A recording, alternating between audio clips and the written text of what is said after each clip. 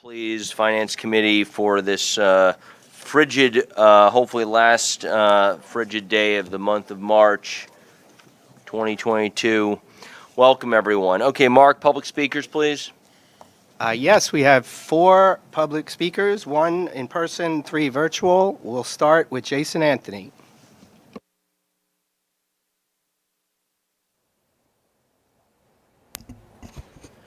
Thank you, Mark. And hi, Neil. It's good to see you like always. Let's talk about perks. Because other cities have perks, why not us? SEPTA, with their SEPTA key, have perks when, let's say, when people use their SEPTA key, they could get a Dunkin' Donut coffee for $1. Why not us do something similar with our Omni card? So let's attract more people to use our subway system. And let's add more perks to our Omni card that is still making little baby steps. And let's get more discounts like Chicago has been doing for, let's say, since last year. Or, for instance, LA that's been offering half price fares. Let's incentivize people to use mass transit that gas prices has been skyrocketing instead of using cars. Let's use public transportation. So I'll see you guys on Wednesday. Thank you. The next speaker is virtual, Charlton D'Souza.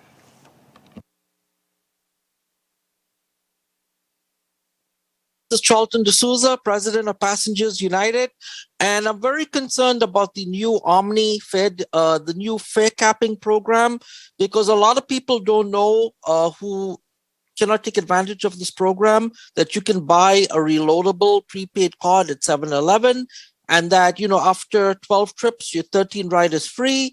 So that needs to be better advertised in the system.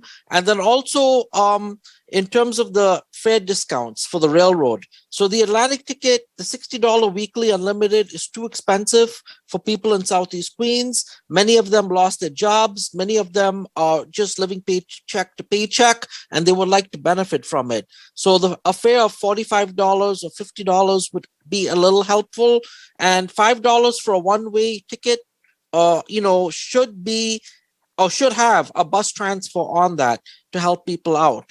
Now, in terms of the Fair Fares program, we're also getting complaints about that. A lot of people don't know what the income level, and there's no link on how to register for that. So I think that the MTA needs to work with more community organizations like our group, and I think there needs to be a special meeting that the MTA can hold on Fair Fares, like a Zoom meeting or a YouTube meeting, where they invite all the stakeholders and they can talk about how people can benefit from this program. Because, we don't want to see people getting arrested on the subway because they couldn't afford the fare. But, it's happening. And again, there's a lot of issues going on. So we want to be fair to those who are unemployed, who lost their jobs, and who are struggling financially. And I also feel there should be a Fair Fares program for the Long Island Railroad and Metro North as well. That's something that should be worked out. Thank you so much. Thank you. The next speaker is Abriana Titus.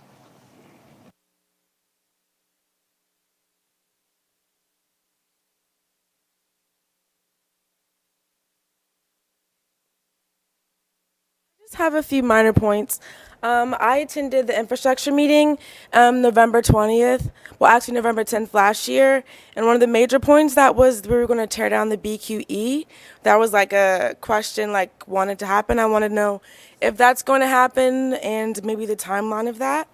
Also, kind of like perks incentives, maybe parking can be free during certain hours.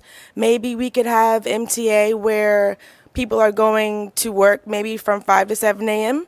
and maybe between like 5 to 7 p.m. Those hours could be reduced or even free. Or beyond that, maybe like free Sunday rides kind of things. And also the artwork in the subway systems.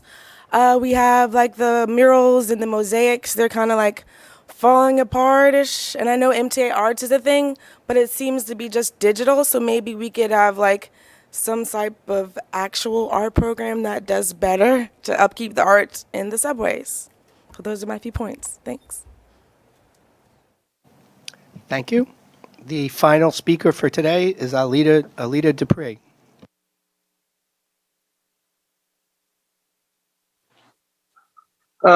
Thank you again, Chair Neil Zuckerman. Alita Dupree, for the record, she and her, as I talk about money today. First of all, we have to keep going after state and federal assistance for operations and capital because crisis isn't over yet. We're doing better. I want more people to ride on the system. But fares alone aren't going to cut it. And as I speak about fare, I think about the mechanics of money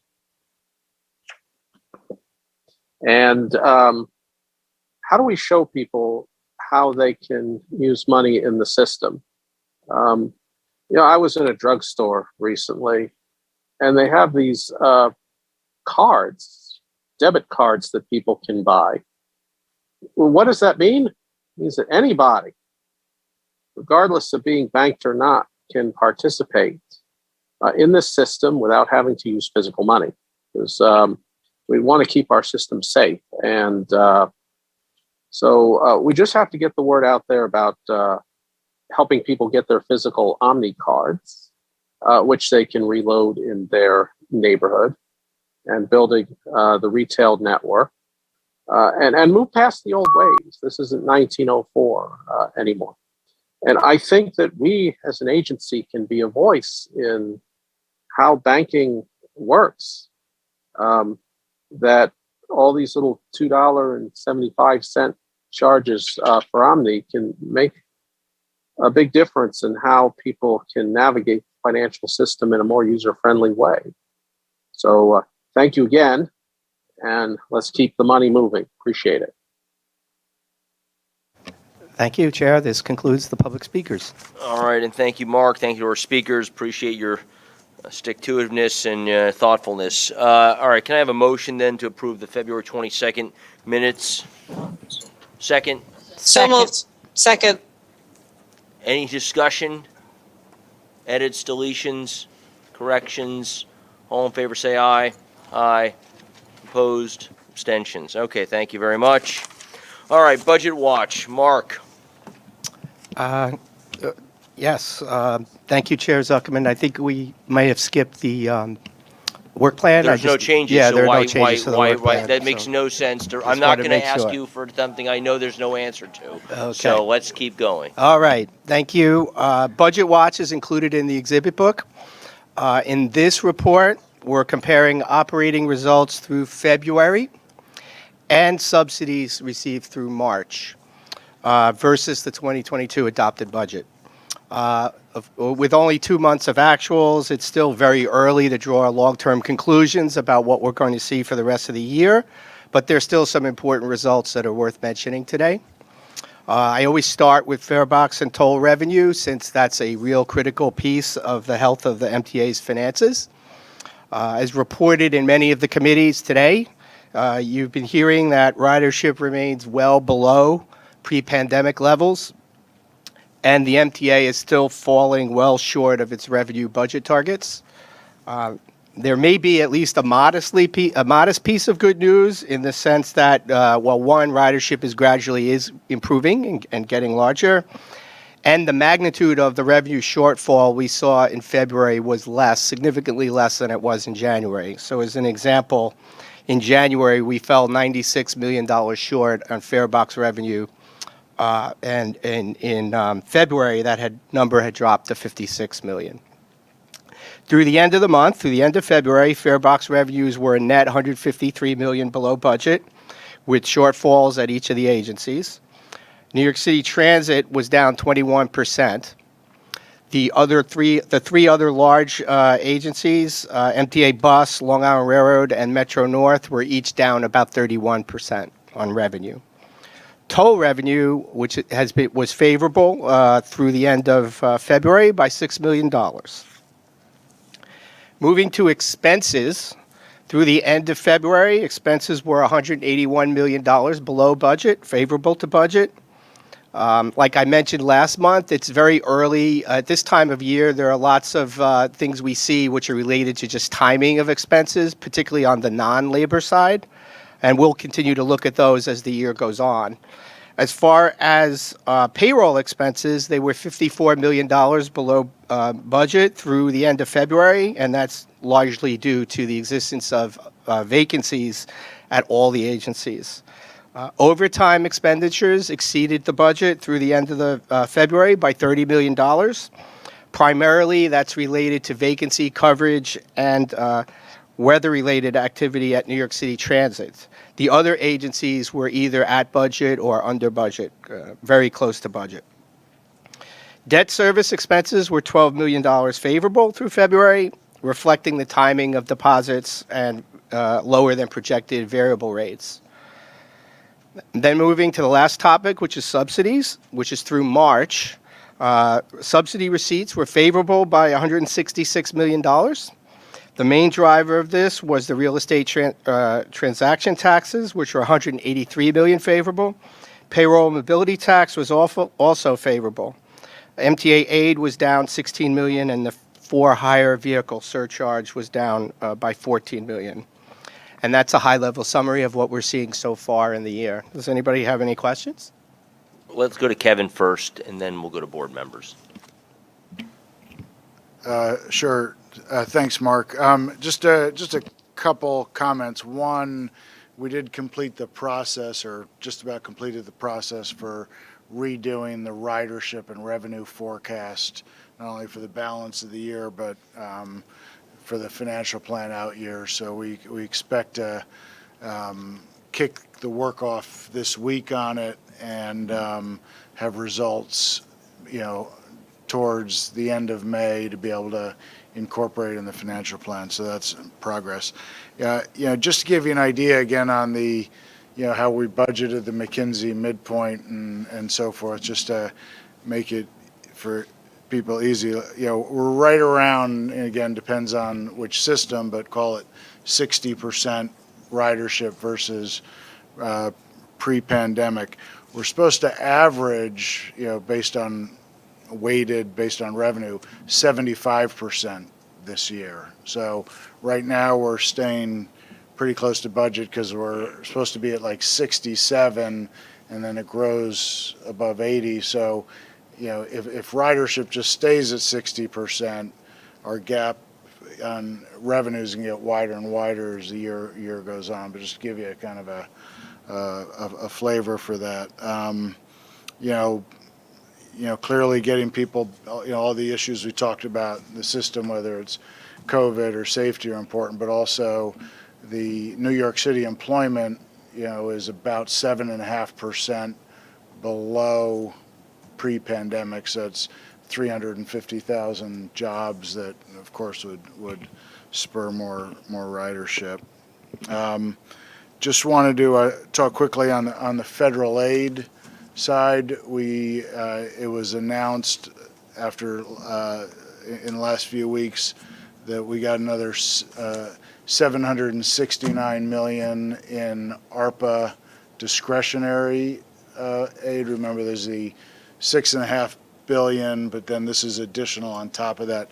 Net with some adjustments, it's about $500 million more than we have in the budget. So good news on the federal aid, and we've started to draw down some of the ARPA proceeds. We've actually taken in $3.8 billion, and again, remember, we're spending that in the out years, but in the meantime, we can use it to reduce expenses like pay off our line of credit, which we pay off drawn, but we can pay it down, avoid the interest charges with that and other things. That's about on the gas tax holiday. We're still watching that. There's proposals going around in Albany.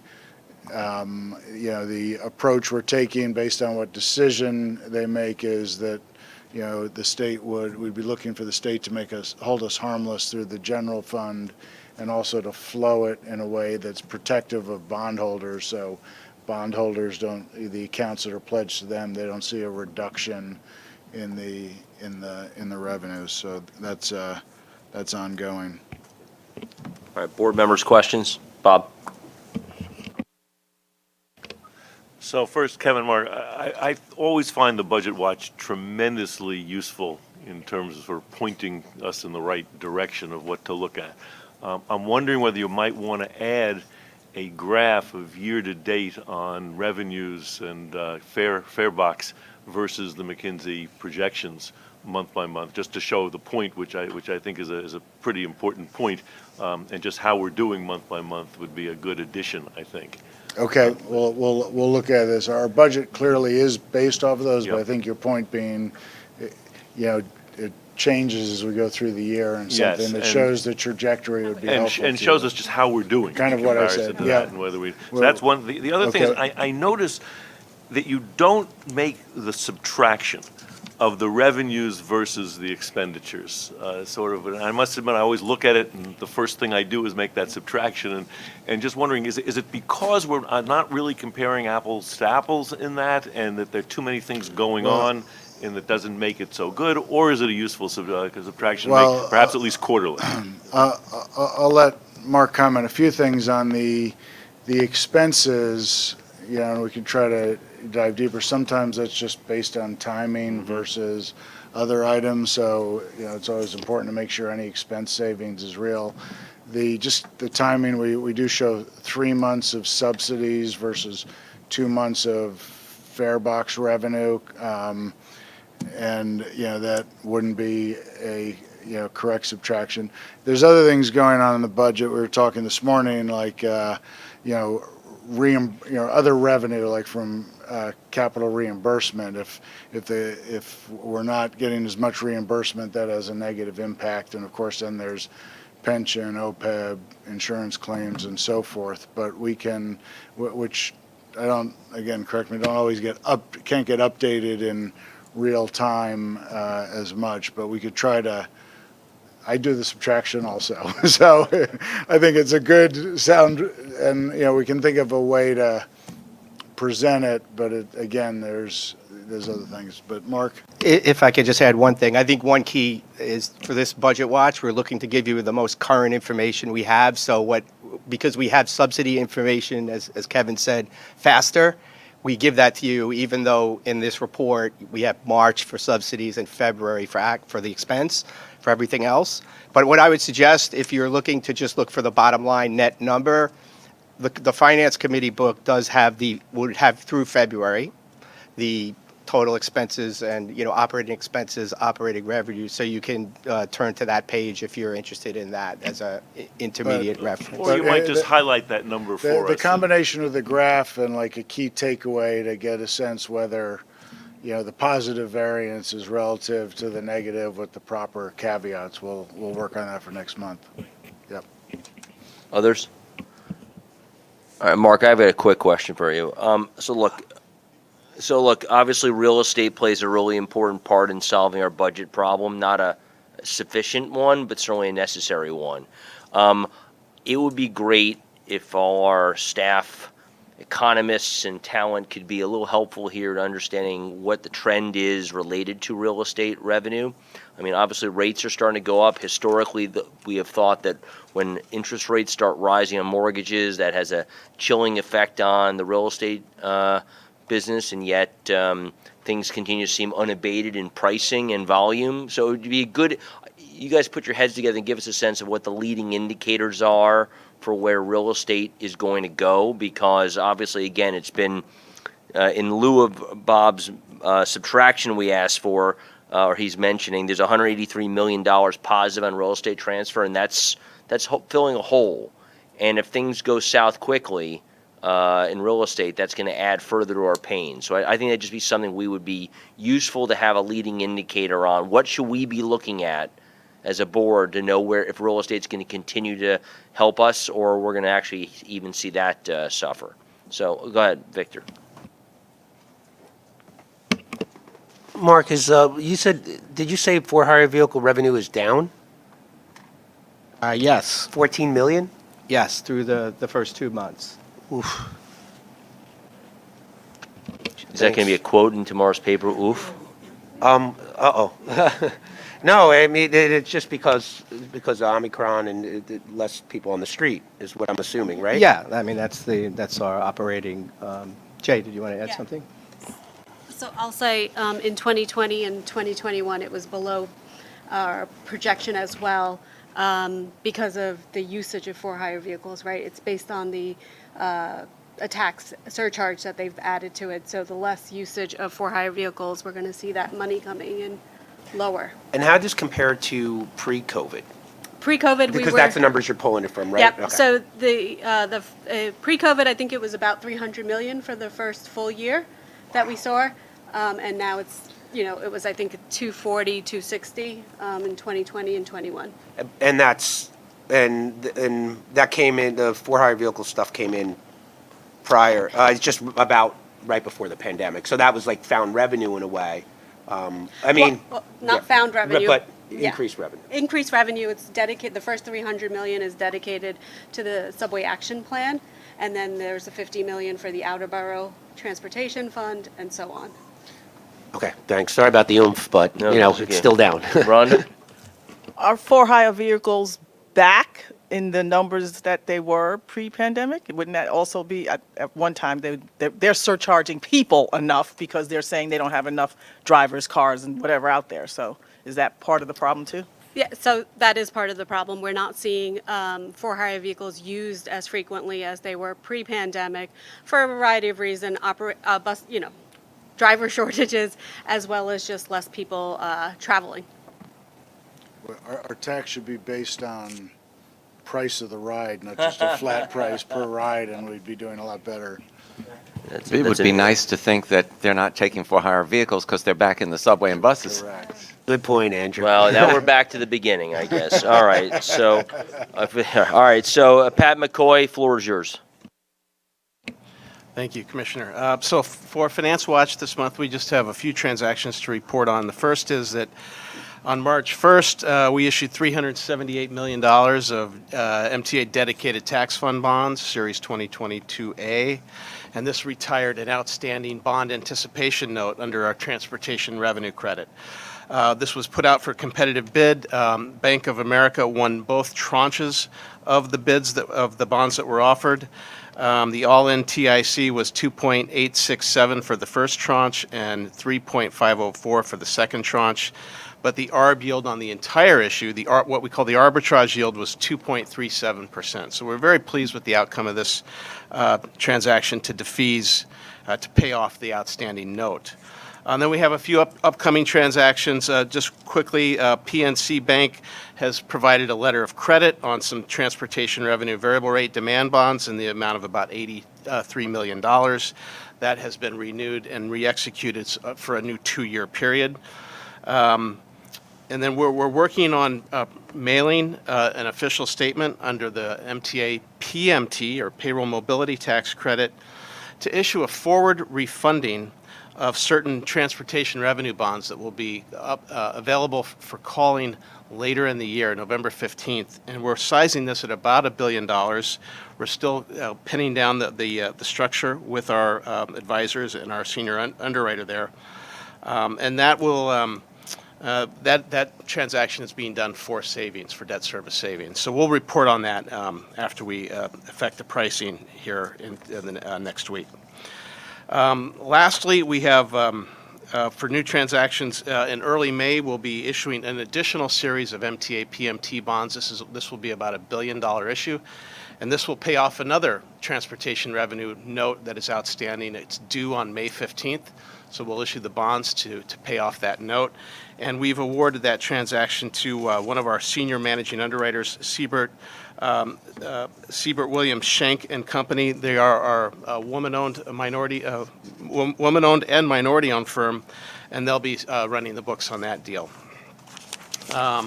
And then the last thing to report on is that we executed a 2.8 million gallon ULSD fuel hedge, and that was on February 28th. And the winning bid was submitted by Cargill Incorporated, and that hedge covers the period of February 23 through January of 24. So happy to take any questions on any of these transactions. Board members, questions? Dan? The fuel hedge, Sure. I assume, what was the pricing, given the volatility? Yeah, the pricing on that was $2.50 per gallon. So pretty favorable compared Got in early enough. to where we are at the moment. And again, that's intended to just to minimize the risk of continuing Of course. So price increases. My second question is, where does the debt service level hitting the expense budget? Where are we were talking below 19%. Sure. Where is it now? So we're currently working on the July plan, and we'll have new statistics for that plan. I believe at the moment we're about 16, just shy of 17%. 16% is where we Yeah. are. So we're in that range. Yes. I don't know. Kevin wanted to say. No, we're looking at it, and the percentages are different depending on the exact metric that's used. So that'll be better reflected. But we've been spending some time to make sure that our debt service growth stays in a very controlled manner, so that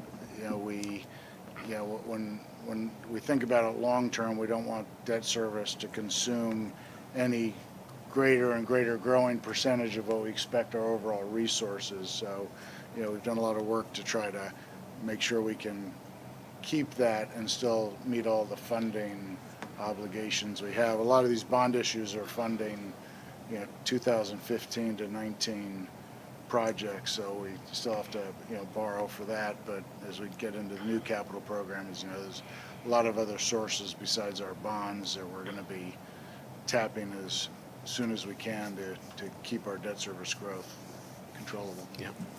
Anyone else? I've got one. First of all, David, thank you for being that consistent voice on debt levels. I'm not saying that to be funny. I'm sincere. We need a public authority needs that. I do have one for you, Pat. Sure. We are in a rising rate environment across the yield curve, and that's something that no one in this board has been through in a long time. Certainly not in my 7 years have we had that environment. I would like a little help in the materials going forward of tracking where we are with our total in cost, or TIC, Sure. going forward for the different tranches of duration, just to compare it from the previous year and just where we're going. Because we have very much a point in time picture, which is useful, but because things are moving so fast with the Fed itself and with the public markets and how longer term debt is trading, I think we just have to be aware of that. And I think we should just talk about it maybe the next time about what's the actual impact quantitatively on debt as things keep rising. Because obviously we have a requirement to raise a lot of debt, issue a lot of debt for the capital plan, but we didn't necessarily plan that the Fed was we'd have this inflation, the Fed was going to raise rates so dramatically, so quickly. So I just think we should look at that a little more in the materials and probably talk about that, its impact, if you don't mind. Yeah, we'd be happy to add that. All right, Sure. thank you, Patrick. Sure. Okay, action items. Who do we have? Pat, you're first up. Go ahead. Okay. This is the. So we have a staff summary in your book, and this is the subject of this is board authorization to file for and accept federal grants, and this is a routine matter that we always come before the board with on an annual basis, and this provides the structure and the necessary authorizations for the MTA to file for and receive those federal grants. So I'd be happy to take any questions if there are any. Someone better not oppose this measure. Okay, so I think we need a vote. Any questions? We need a vote, yes? Yes, we do. All right, can I get a motion? So moved. All right, second. Any discussion, questions, comments? All in favor, say aye. Aye. Aye. Opposed? Opposed, abstentions. All right, Thank you. great. That's second. Pat, you have a second one? Or Kavesh got the I think second that's one. me. Sorry, Kavesh, go ahead, please. Thank you, Mr. Chairman. We are seeking board authorization to file with the State of New York the annual MTA All-Agency Procurement Report for the period January 31st, 2021 to December 31st, 2021. And this is required under Section 2879 of the New York State Public Authorities Law. I request your approval for this agenda item. Any questions, comments? Can I have a motion to that effect? So moved. Bob? Second. Hate second. All in favor, say aye. Aye. Opposed, Aye. abstentions? Thank you, motion passes. All right, great, thank you very much. Okay, we're on to the Prompt Payment Annual Report. Mr. Gray Stewart? I don't know a Mr. Gray Stewart, so where is Mr.? Or is that an Easter egg as well for me, that there, I'll do it. Jai, you got the So floor. For, there's a report for prompt payment. It's an annual report that we put into the Finance Committee book. It's for informational purposes. If there's any questions, I'm happy to take them. Hearing none, I think you've done your duty. Thank you. All right, back to you, Kavesh. Procurements, please. Thank you. MTA headquarters has one competitive procurement action in the estimated amount of $11.5 million for a contract to Central Square to furnish, install, implement, and maintain the MTA Police Department's Tiburon system. The MTA PD's current Tiburon safety system is well past its end of life and does not provide the software to meet today's business and technological needs. The new software system will support police functions and will include computer-aided dispatch, GIS mapping, automobile vehicle location, records retrieval, field reporting, and will also leverage web-based records management. The RFP was publicly advertised and released to 17 firms. Proposals were received from 4 vendors. The proposals were evaluated against selection criteria set forth in the RFP. Central Square's proposal was the lowest priced proposal and received the highest overall technical ranking. Negotiations with Central Square resulted in a best and final offer of approximately $11.5 million, yielding an overall reduction of $2.4 million, or 17% from the initial cost proposal. Central Square's proposal therefore provides the best value to the MTA. I request your approval for this agenda item. Kavesh, could you just inform the committee, is this a capital program item or an expense item? And can you talk a little bit about just, it was the, how the police or security were involved in, reviewing the functionality of it? Just, there's just some question to make sure. So, thank you. This is operationally funded, but what it does is it supports the police functions. And what we found is this is closely monitored by MTA PD. They have a project manager. We've been working with them.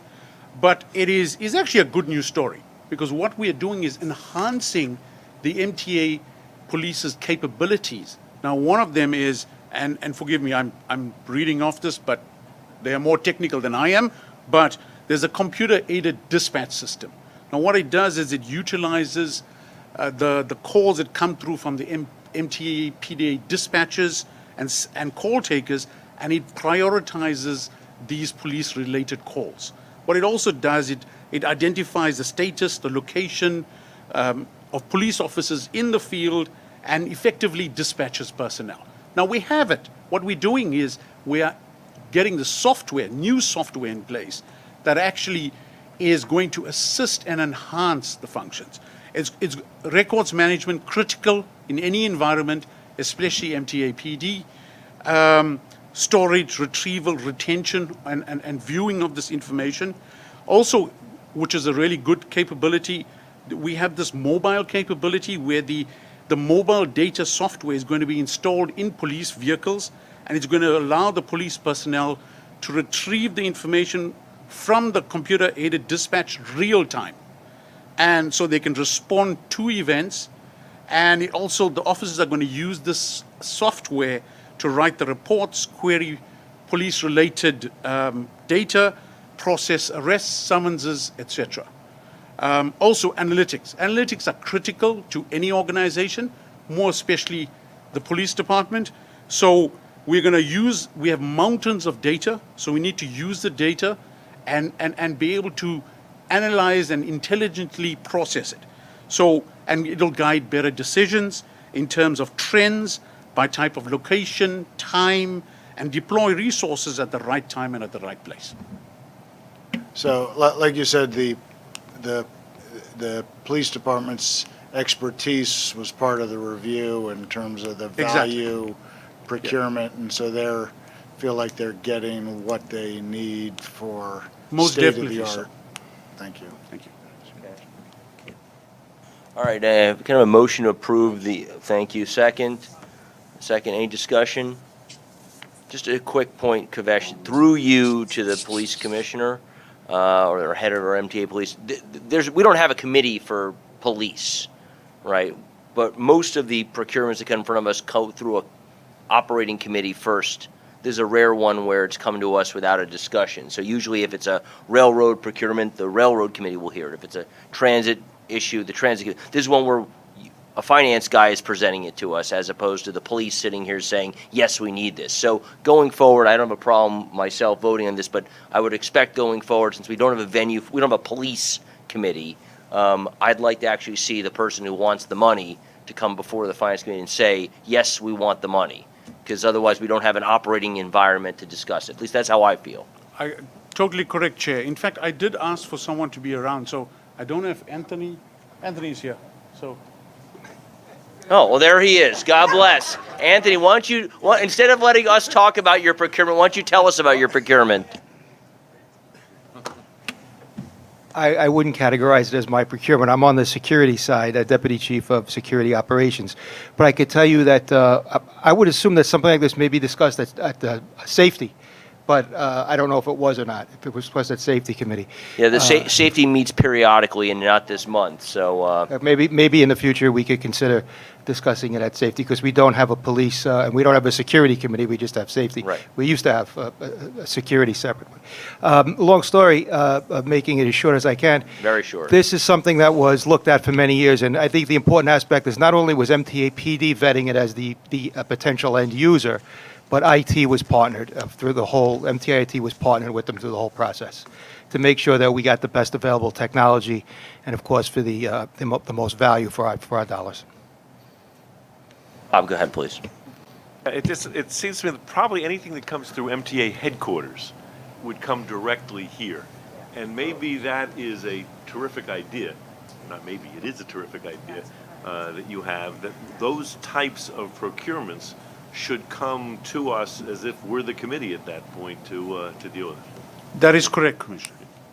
Kavesh, so the burden's not on you to read whatever the operating entity is. We should just, and thank you, Anthony, for coming, but let's, as a matter of course, then let's turn it over to the operating exec to just tell us about their procurement. That would be, I think, helpful at this point. Thank you, Bob. All right, so can I have a did we vote? We haven't voted that. I don't think we voted. All in favor, say aye. Aye, opposed, abstentions. Thank you very much. All right, no more procurements, I understand, right? Yes, no more procurements. Okay, thank you very much. Okay, looks like the consolidated financial and operating reports are on pages 49 to 102. Our very talented staff is here to answer any questions. Board member questions on that voluminous information?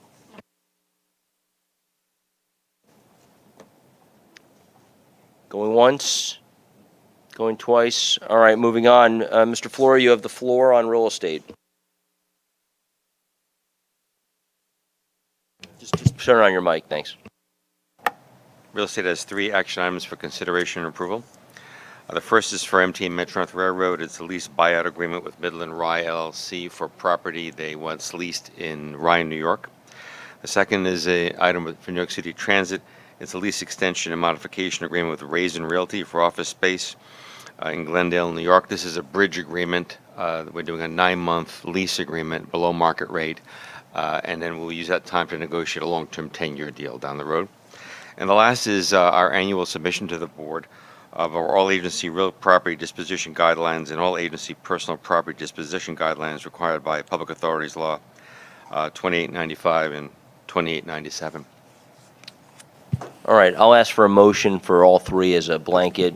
On Rye, are we purchasing it or? No, the person had the company had a lease with us since 1982. The successor asked for a buyout of obligations. They'll be paying us $850,000 to get out of their lease. Land is ours. Correct. Got it. Okay. Can I have a motion for the group of three? Moved, second. Second, any discussion, questions? All right, hearing none, all in favor say aye. Aye, opposed, abstentions? Aye. Thank you very much. Motion passes. Okay, David, your information items, please. We have two. One is a listing of all agreements entered into directly by real estate pursuant to board policy. And the last is a temporary permit with County Westchester, another bridge agreement to allow for construction work on the platforms, while we negotiate a new long-term license with the County Westchester for parking in North White Plains. Okay, any questions on those information items? Hearing none, any new business for the committee? Hearing none, a motion to adjourn? Second, all in favor, aye. Thank you very much. See you next month. Thank you.